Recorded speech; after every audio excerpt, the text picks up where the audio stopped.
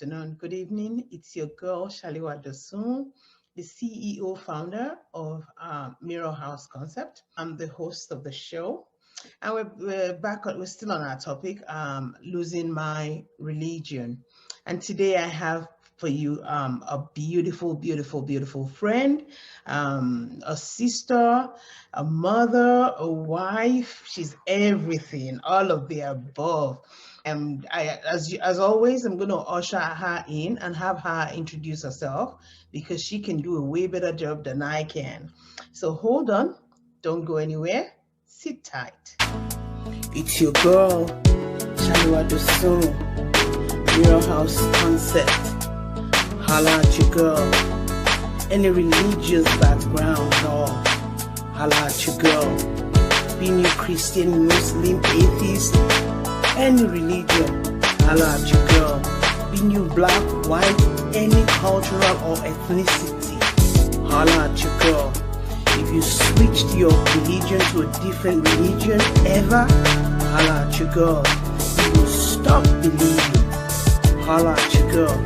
To share your story with the world, holla at your girl. Shaliwa Dosun, holla at your girl. Let's talk about this Mirror House Concept. Holla at your girl. I got you. Holla at your girl.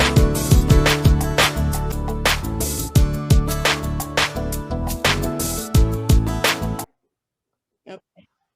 Hi, my name is Cindy Ogwal. I'm from Chicago, Illinois, but I reside in Champaign, Illinois right now. So I can't really claim the Chicago side anymore, as my friends say. So.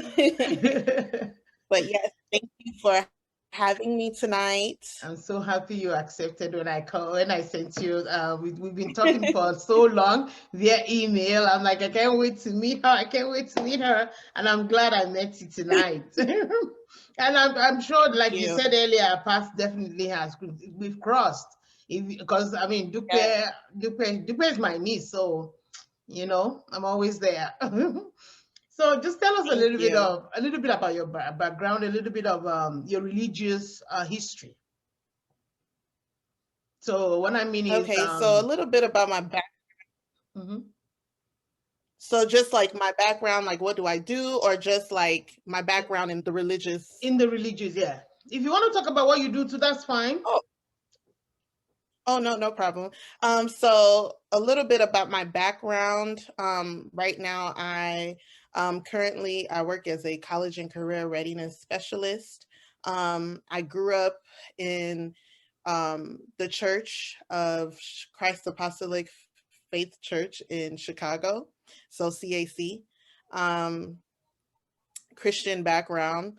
I grew up singing in the church as well and being a part of the youth ministry. So I was very heavily involved in that. But when I when I left for college, my time in the church kind of like diminished a little bit. So I wasn't really as involved when I went off to college and after college. Okay. So yeah. Oh, okay. That's good to know. That's good to hear. So growing up in church, what are the things that encouraged you to want to go to church with your parents? Is it the singing, or as a kid, I mean? Yes. So as a kid, the thing that drew me to go to church were the people that I grew up with. Okay. So I looked forward to seeing my friends. I had family who attended the church. So, every time you go to church, there's always a birthday party at the end of church or there's some type of celebration. So I always looked forward to that. The major part was always singing too. So I was in a youth choir. I was a part of a youth team. So traveling with them and seeing other people from different states that were also involved in our church as well. I looked forward to like the conferences. So I would say growing up, those are the things that drew me to church. Oh, that's nice. So let's flip the question, right? So what are the things that when you think about it, you're like, oh, I don't want to go today, that kind of discourage you from going to wanting to go to church as a kid? Okay, so of course there are times where you're like, okay, I don't want to go to church. I think for me, the times when I started to feel like, I don't want to go today is when um, I would say there are times where you feel like you're not really connected with the word. There are times where you feel like, okay, there's too many old people. I need to find more people my age in the church. Mm. But then again, it's like, you have your parents who are strict and they're like, no, you're not going to another church. You have to come to my church. Yeah. So I would say, like, even the cultural um, values that they instilled in us on top of going to church as well were kind of like a turnoff for me at times. Mm. And so I would say those are those things that um, didn't really motivate me to go to church. Mm. So like the judgmental ways. Yeah. I feel you. I do understand what you're talking about. Mhm. Um, so what actually inspired me to do this is I have my history too when it comes to church. I Mhm. have moments that when I think of, thank God for healing. Literally I get so angry, but Mhm. I'm over that now. I'm over that Mhm. now, and I'm at a place where if that did not break me from my faith, nothing else can. I just feel like I don't know why I feel like sharing that with you. I normally don't talk about. I haven't talked about this in a long time with anybody, but I Okay. just feel like I want to share it with you. Thank So you. growing up like now, what part of church, what can you think of back then that you can say, okay, this is part of what molded me into the woman I am today? So I would say, so some of the things that you listen to different pastors, especially those guest pastors. Some of them made sense, some of them didn't make any sense. But for me, what I've taken from um church and my upbringing, the values that they instilled in me in church was to love people and always to forgive, not to hold a grudge. And when you're young, you don't really think too much about that because you're not really crossing too many paths that will Mhm. teach you lessons. But once I got older, I was able to kind of identify my triggers. And sometimes I would be angry and I would want to fight. But then again, I always remember God's love, and I Mm. have to forgive and just, forget, because if I allow that energy to consume me, it won't be good. Mm. So I always remember God in even though I don't really go to church as much as I would like to, and I'm not so invested in it Mhm. like I was when I was young, I Mhm. still remember those things. I remember God all the time. Oh, that's nice. So why do you think now you're not so invested in going to church? Like, do you still sing in church? Actually, no. I've attempted to. They always have this saying, like, if God gives you a gift, you need to use it or God can take it away from you. So I feel like back then, like, I knew how to sing my butt off. I can still sing if I really put time into it. But then again, it's like, it's not the same. I was with my youth choir. We used to sing everywhere, do a lot of things together. Um, in my youth choir, we weren't just the youth choir of CAC. We were like from like different churches, and we formed this big youth choir from like Ione, Redeem. Everyone came from like CNS, like different backgrounds, and we had this youth choir. Um, and so now I find myself going to like American churches, Mhm. and it's just not the same. It's so different. So yeah, going back to your question, can you please reiterate that question again for me? Yeah, that what are the Mm, things that you think could have inspired you, could have kept you, like encouraged you to still go to church religiously, like constantly, all dedicated the same way you did as a kid? So I think what would have inspired me to keep going is if I still had people who understood me. Just like I said, all of us came from different backgrounds, but we still had that cultural, Nigerian cultural value, like the presence was there. So even singing in Yoruba, we knew the songs, we understood it, versus me going to a different church and all we're singing is like hill song. And I'm like, where's the talking drum?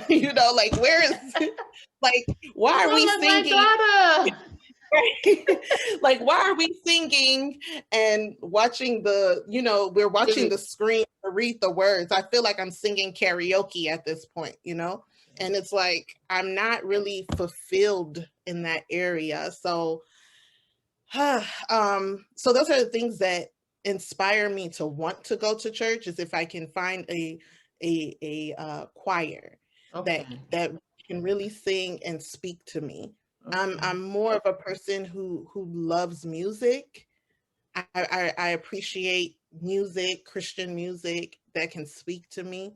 Some days rather than praying, I feel like sometimes you can just listen to music.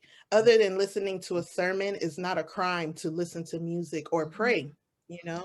Other than reading a Bible, it's not a crime to not want to read the Bible, No, but no. find some things that will allow the word to speak to you. And I think growing up, we always think that, oh, you must listen to a sermon, you must read the Bible every day. But sometimes people can't be reached through just the Bible. And so I think that that's some things that those pastors, well, not those pastors, but some pastors need to understand and Yeah. start preaching. Um, like you said, I do sing too. Actually, I'm a gospel. I do gospel singing, and I love music, like you said, and I can say I know where you're coming from, because there are those moments I don't feel like reading my Bible. I don't feel like praying. I don't feel like doing anything. I'm just like, no matter what mood I'm in, scared, angry, frustrated, music speaks to my soul. Give me a Yes. good 5-10 minutes worship, and trust me, Hmm. ooh, it's Yes. for me, it's way better than 2 hours of listening to sermon sometimes. And through Yes. through through music, even with me, God speaks to me through music a lot of times. Hmm. When everything Hmm. around me is so loud that I can't really pay attention to hear his voice, he Hmm. speaks to me through music. So Yes. I'm very passionate. I'm a very emotional person. I'm a very passionate person. So I channel all that into music. I'll actually I have a CD that just came out. I'll send it to you. It's Nigerian. I It's want the to hear it. Alijo mixed Yes, with a I hill want to song that you like. Because my daughter yes, I is want like to that hear it. too. My daughter is like, "Oh, I want talking drum. I want the," because we grew. I mean, we grew up in Sele. I grew up in Mhm. a white garment church with my daughter. They were and my boys. We all grew up in a white garment church. And when we go for the harvest, you have to catch her and say, you know what, literally drag her out of the place. Like, let's go home. So I do understand where you're coming from. Yes. So, and as the music don't die. The thing is, if you don't sing for a while, like me, I've been out of church since the pandemic. I've been in the house. I've been going to church online. So I mean, we don't do that much singing. But what I do is, in the house, sometimes I just play music. It's not good to sing, and like they say, it's not good to sing, like to sing with when the record player is when the music is playing. It's not good to sing with it. It ruins you. They say it ruins your voice. Well, it's not ruining my voice, but I do that because that's the only way I can get my practice in. They say practice makes Right. perfect. So your voice, you have, when you train it, I mean, because of the cold season now and all that, when you train your voice, Mhm. like me, I drink a lot of warm stuff and I sing. I train my voice all the time. I try to hold on to keys that I know is out of place. Sometimes like, whoo, this is high for me. Just to get my my vocal cords like muscled up. So sometimes the singing, Mhm. trust me, if you dig deep, is there. And maybe one of these days Right. we'll do something together. I would love to have Yeah. like have a, we'll just And work one of on my the brothers are down there too. yeah. Tolu Akande. He's out Oh, there okay. too. So he was in See. my youth group and he plays the keyboard. He has his own like Ori Adura out Oh, there on wow. Apple Music as well. So Mhm. yeah, we can Uh, do something together. yeah, definitely, definitely. So let's go back on track. Is it growing up, what are the who can you say is your role model? Who is that person that modeled Christ for you? You understand the question? um yes, I Okay. do. Okay. So who molded me into I would yeah. So who is a role model for me? At first, when I thought about it, it may sound cliche, but I would say my husband and his mother. But Okay. now that I can think about the people who actually were role model to me when I was younger that modeled Christ, I would say my uncle, Okay. my mom's brother. He Okay. was very strict in his belief. Okay. Um, he believed in salvation, and I Mm. think more so, I remember when I was younger we had to come to his house at 7 o'clock for Bible study every day. We lived in a high rise, so we better be on the 1305 at 7 p.m. at his house Wow. for Bible study. And he Mm. taught us a lot of stories in the Bible, um and when you asked me that question earlier Mm. about what what was it that was instilled in me when I was younger, it was through him that I understood the word forgiveness and how Mm. to forgive people.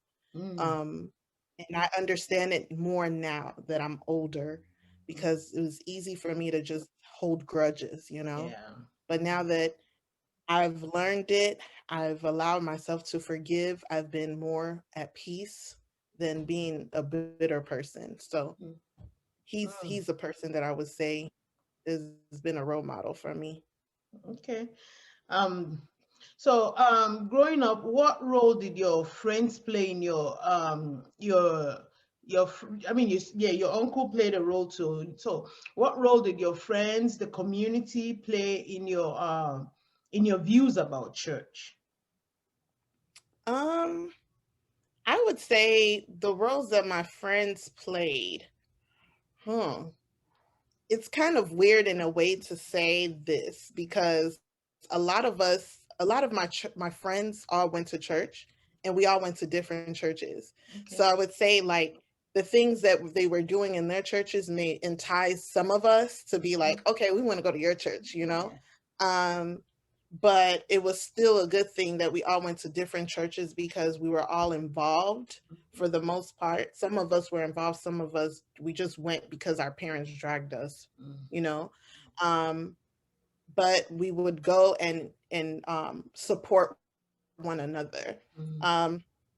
as far as the world, I think the world saw us churchgoers as people who were saved or perfect people. Mm. And even growing up, I always used to think like, oh, the pastor is a perfect person.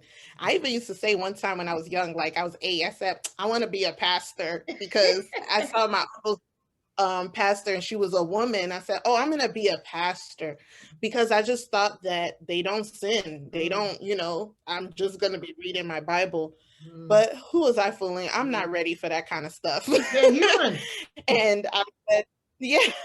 And so I was like, I'm going to be a pastor because I thought they were perfect people. But the more I grew up, I'm like, these people are not perfect at Mm. all. Mm. So I think, whew, yeah, I've learned a lot. Mm. Even through church hurt, I've learned a lot Mm. that people are there. I'm broken, and Mm. the same way that I've been Aren't we broken, all? everyone else around, yep, we are all broken and no one is perfect. Yes, yes. It's amazing you mentioned that because a lot of people they look at their pastors and they look at the divine part. They forget that at the end of the Mm-hmm. day, they're human beings. What I normally say, I Mm-hmm. say the pastor is like a class captain. God is a God of order, Definitely. so He'll put someone there, so like a class captain to like a I don't know, like a leader. You Mm-hmm. understand what I'm saying? Like a leader, Yeah. someone to be there and say, okay, this is the church opens at this time. That a coordinator, let me say a coordinator. That's what I see most. Mm-hmm. That's what most pastors are. That's what pastors are. Let me say all. That's what pastors are. But as especially, I think in African culture, we idolize our pastors. So Yes. I do understand, even as a kid you can see that, even some grown-ups still see their pastors as that. So when something happens and the pastor messed up, they're like, what? And then you get disappointed, like, oh, okay. So I do understand. So besides Sunday school and your uncle, did anybody else teach you about Jesus Christ, like explain the Bible, about the Bible in general? Did anybody teach you about give you the understanding of what the Bible is and scriptures and all that? No, other than that, well, the only person that has taught me about the scriptures have just been um my uncle, and whenever I went to actually my Sunday school teacher, God rest her soul, she used to teach us um songs and out of the scriptures, and we would do like memory verses or whatnot, and then my mom would help me with that too. But other than that, no, I didn't really have a teacher or a guide. Okay.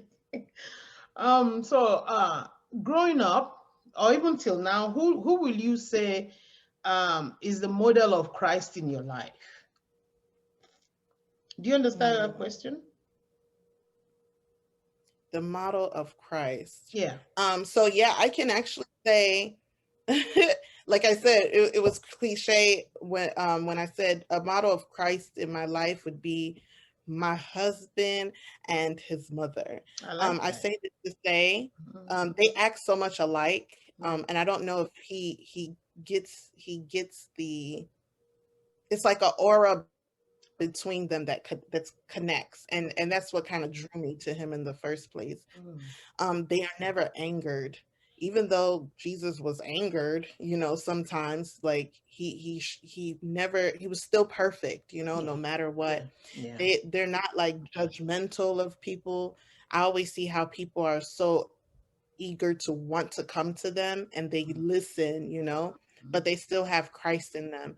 I've never seen my mother-in-law like, she's always a positive person, and that to me is a perfect, role model for me, Mm. that represents Christ. You know that she loves God. You see the blessing around her, even when things go bad or wrong, she's still honoring God. And Mm. it's like, wow, but your house just burned down, or these things have Yeah. happened. Something may happen drastically, and she's just like, you know what? God has us. We're Mm. still alive. And it's like, Mm. wow.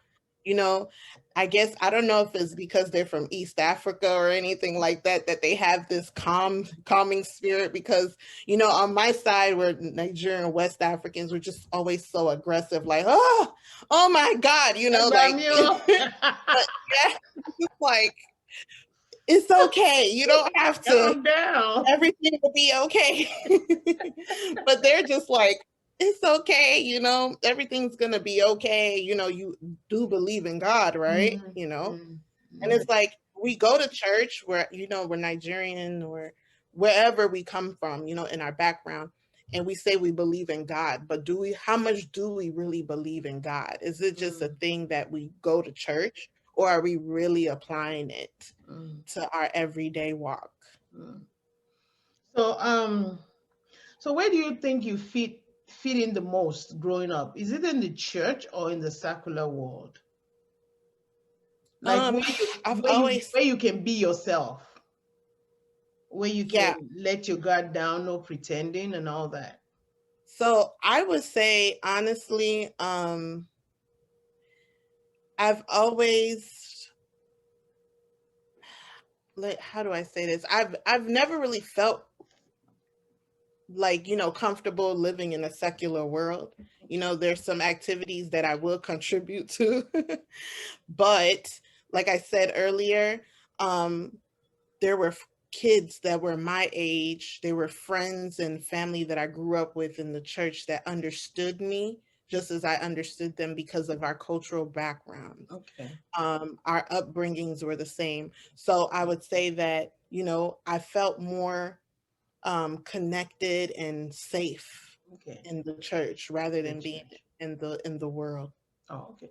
So, so because you had your peers around, I Hmm. mean, you felt. So, what about in the midst of the grown-ups? Do you still can you be yourself? Do you No, we couldn't be ourselves in the midst of a in the midst grown of up the because grown-ups?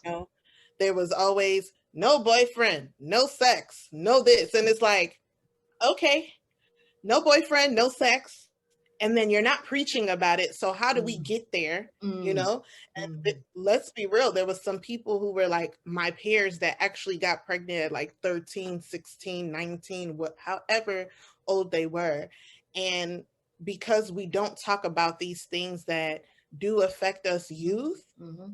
we go ahead and try all these different things Mm. because because we're told just abstain from it. And Yeah, that's not how it works. I mean, when you're telling somebody don't go there and get I the have to candy, explain to them you'll be why. enticed to go get it Yeah, anyways. yeah, Yeah. So yeah, we saw a lot of that. yeah. I kind of understand that. I always it's something. My time also. They'll tell my parents, all they'll tell you is you can't, don't do it, and don't do it. That's it. You don't ask questions or Mhm. you get into trouble. So you just okay. You don't know why. They even go to the extent of telling us if you kiss a boy, you get pregnant. So Right. so if you have the opportunity to talk to like the younger generations now that are Hmm. at that crossroad, they're old enough to go out by themselves and say, I'm 18, I don't have to go to church with mom anymore, and I don't fit into church, I just want to do me. What would you like to say to them? Hmm. Um, I would say, there's sometimes where people can take a break to reboot, um, to understand their why. What is your purpose here in life? Try to read, maybe purpose driven life, or just try to take time to yourself to understand yourself, your purpose, and your why. Why are you even going to church? What do you need from the church? Look for those churches. Try to go to different churches to see where you're going to be comfortable in to worship God. Because Gosh. sometimes our parents' church is not for us. Mm-mm. It wasn't for me after a while, but I just knew like, okay, I'm going to be 18, 19, I'm going off to school and I don't have to come back to this church. I'm going to look for my own church. And so sometimes it's okay to just hold off until you're grown to just say, okay, it's time for me to go feed my soul. Mm. Yeah. So Mm. that would be my advice, is that sometimes it's okay to just take a step back to find out what it is that you want to do. Mm. And of course, we always root for Christianity because that's what we believe in. That's what they taught us growing up. But at Yeah. the same time, people, we worship what we are instilled, Mm-hmm. that's instilled in us, Yeah. because that was what was presented to us Mm-hmm. growing up. Mm-hmm. But a lot of people have questioned their Mm-hmm. belief, Mm. but they never want to say it out loud that they do question it, you Yeah, know? even grown-ups, I've spoken to a lot of people and they're like, I can't come on TV. I can't do this. I can have this recorded. But I've had Christians that are now Buddhists. I've had Christians that are now atheists, and they're like, my mom will see this on YouTube, or my parents will see this in YouTube. I Right. can't do this. I can't break their hearts or something like that. So I do understand where you're coming from. I've seen that a lot. So Yeah. you said when you stayed in your mom's church, right? You Mhm. stayed till you're 18. Is it because till you went to school? So if you did not go to school, will you still be able to say, okay, I need to go look for my own church? Um, I mean, if you definitely. went, no, no, if you went to school close to home, from home, will you be Mhm. able to say, you know what, I don't want to go to this church anymore. I need to look for my own church. Do you think that's a conversation that Most would go down well? I'm sure it wasn't gonna go down well at all, but I think my mom is I think she's understanding to the point where it's like, okay, you're grown now, like let me let you do what you want to do, you know? Okay. Especially if I left her home. Mm. Like you she doesn't feel like she had when I went off to college and I was living on my own, I knew that I was an adult when she told me, "Hey, she lives by herself. I can't control her Mm. when she comes to my house." So, um, that's something that I do admire about my mom. Okay. However, everyone's parents is not like that. So Yeah. if I had like a tough mother, I would still probably just maybe rebel to say, I'm not going to your church anymore. I will look for another church to go to Okay. because a lot of times, even African parents, they have to understand the purpose of why they are also going to church. And I don't think a lot of times we knew, like, there was so much stuff that I learned after leaving my church Mm. about, you know, your relationship with God, Mm. not serving man. You know, there's different things that go on in the church that nobody ever talks about, Mm. especially in the Nigerian churches. Mm.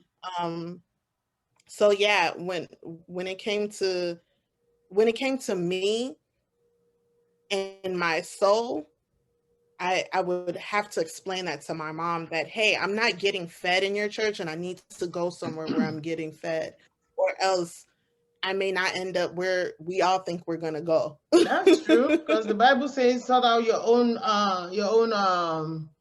uh your own salvation. So I kind of understand. It was a big I was grown when I left my mom's church, and it was a big Wow. struggle. It was a big struggle. Oh my goodness, I Mm. remember the first time she was so mad. She's like, no, you cannot do that. I'm like, I'm married with a kid. I'm almost 30. What do you mean I can't do that? She's like, no, you can't do that. But when she came to the church we're going, she's like, yeah, Wally. I'm like, but when she came to visit the church we're going to, and she saw the way things were, she saw me singing and all that. She's like, okay. And she was okay with it for like, but still, her harvest, she wants us to come to the harvest. And we do go because hey, there's free food, there's music, why not? So we do Yeah. go. But I was grown, but it was still a struggle with my mom. So I do understand. So is there any other things you would like to the church to do to improve on so that they can encourage the younger generation to stay within the because I notice a lot of once they and this is my opinion, this is not no statistics, nothing. From my opinion, I notice a lot of kids once they turn 18, they either just stop going to church completely once they're by themselves. They either stop going to church completely or they join a different they just take a dive into a different religion. So what do you have any other advice, let me say advice, or any other word to share with the younger generation? Okay, so I guess my advice to the church, so I'm hearing you saying like, what can the church do to retain all the youth that are leaving in their church? So I think the things that the church can do better with is being more inclusive to different people and their backgrounds, allowing people to to use their talent and their gifts despite their background and their, whatever race, whatever whoever they love, like people are out there really really wanting to serve God, but there's times where people are like, oh, because you're divorced you can't serve, you can't serve in a leadership role because you're gay, you can't serve in a leadership role. And we need to stop that, because we're all human, we are all, we're all brothers and sisters.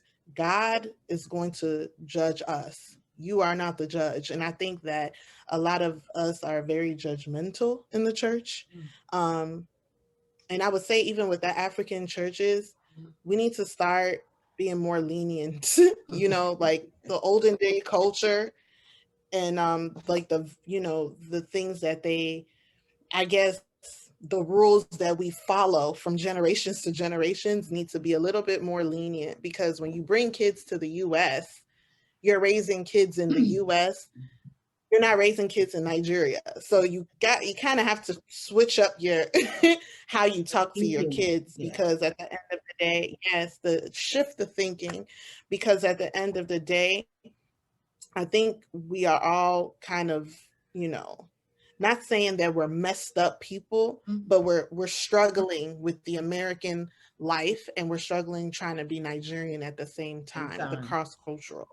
So yeah, so when it comes to with the religion, I think that we just need to be less judgmental, allow people to be themselves. And another example I would give is this.